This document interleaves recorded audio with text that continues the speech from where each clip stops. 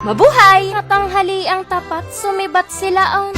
Hindi makali, ganyan talaga kapag gustong lumamong.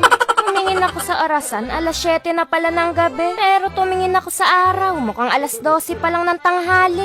Nakasabay ko si sir, parang ako yung nainitan. Eh yung kamay nga nila on, naka-steady lang, wag lang mabilaran. Napagugil pa nga ako sa temperatura ng bayan nung makita ko si madam na humahataw.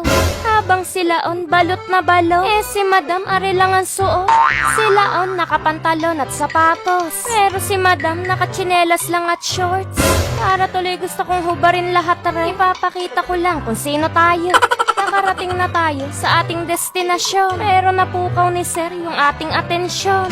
Akala ko nga papalahin tayo. Huwag tayong kabahan, ganyan lang daw siya sa lahat ng tao. Hinanap ko na yung pakay natin sa lugaring ito. Ngayon lang tayo nakapunta dito, kaya magtatanong tayo. Manlilimos na din ako, malay nyo, pumaldo. Inalabit ko si sir, sabay bukas ng aking palad. Ari yung kamay ko na nagbabaka sakali. At yung tingin ni sir na mukhang buto ko ang mababali. Baka huka ko pwedeng makahingi ng kwarta dyan. Kung walang bariya, kahit huka ko yung papel, ayos na yan. Abat teka, nasan ba yung pala? Hindi naniniwala si sir na tayo'y nanlilimos. Dahil sa postura daw natin, mukha tayong boss.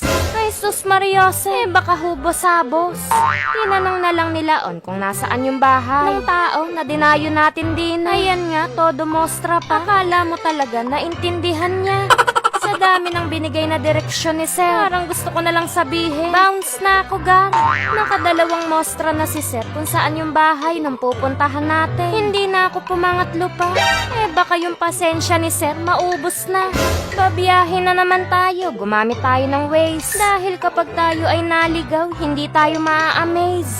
Lumagpas nga tayo ng isang kanto, hindi ko sinabi sa ating kalaon. Tiyak na magrereklamo iyon dahil hindi tayo nakatutok sa direksyon. Ang sabi ni sir, pumasok daw kami sa malapad na tulang. Ang bihira. Eh dapat pala nadala ko yung metro sa bahay. Teka, nasan ba yung pala? Hindi ko man nadala yung metro. Pero si magtanong, oo.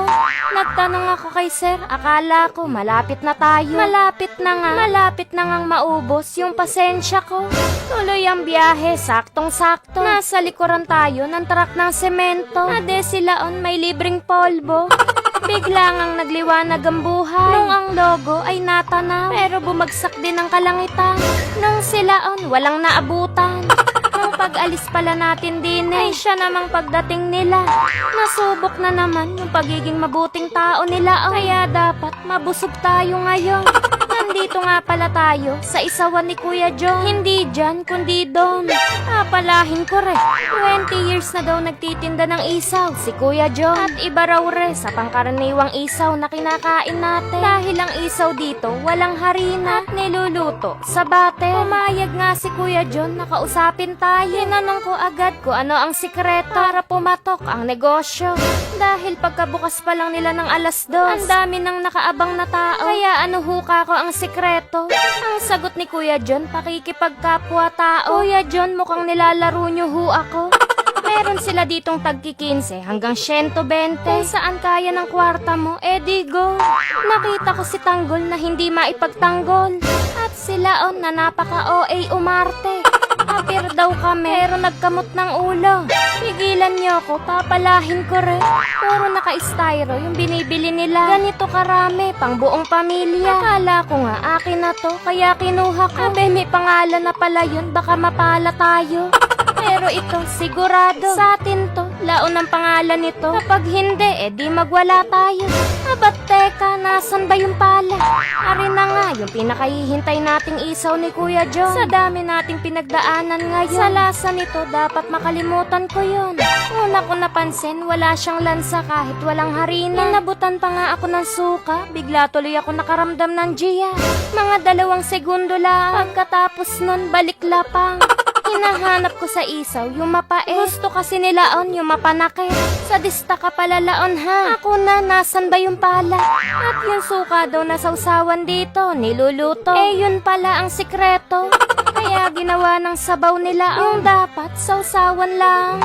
Naglagay na ako ng chili powder para may sipa. Kilala nyo naman sila, yung bibig gusto laging nagbabaga.